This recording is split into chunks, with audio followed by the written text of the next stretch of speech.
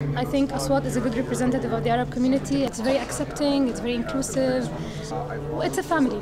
This particular concert is more special than any other concert I've done with Aswat, and that's because it really is a salute to the uprisings that we've been seeing and witnessing in the Arab world. I feel optimistic mostly.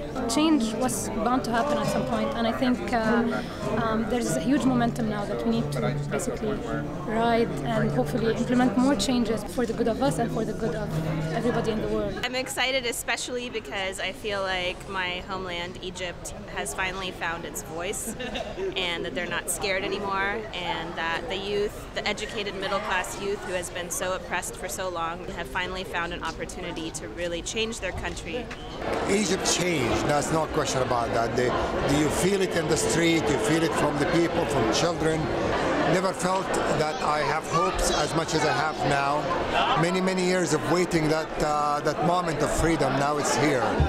It's a very exciting time. I mean, I've been living in 2 time zones for the last 2 months between here and in touch with family and in touch with what's happening in Tunisia. Very exciting times to see, all the people of Tunisia and the Middle East standing up for their rights and fighting for it. The revolution is not contained to one country, and it can't be, because these people are our neighbors and we share our cultures, and it can't be just one single nation. It has to be all of us together. It's a time where I have never felt more proud, more connected, more alive for being Tunisian than I have lived through the last few weeks.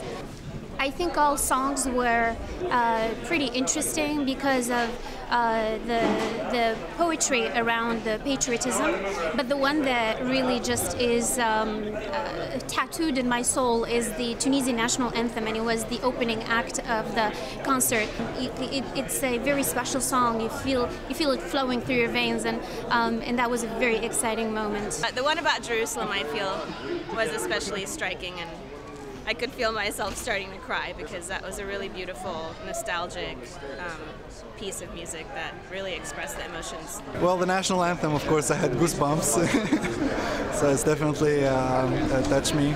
The song "Ya Raih Sawb Bladi" is really cool to me because it's one of those songs that I grew up with.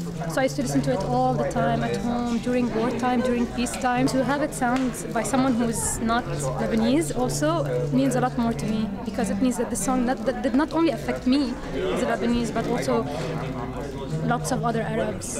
I think the one message that I would love to resonate in the souls and hearts of every Arab youth is that believe in yourself. I would say thank you for inspiring the rest of the world, and thank you for making me proud of being an Egyptian, and thank you for sacrificing and for being brave and being intelligent and inventive and brilliant and beautiful.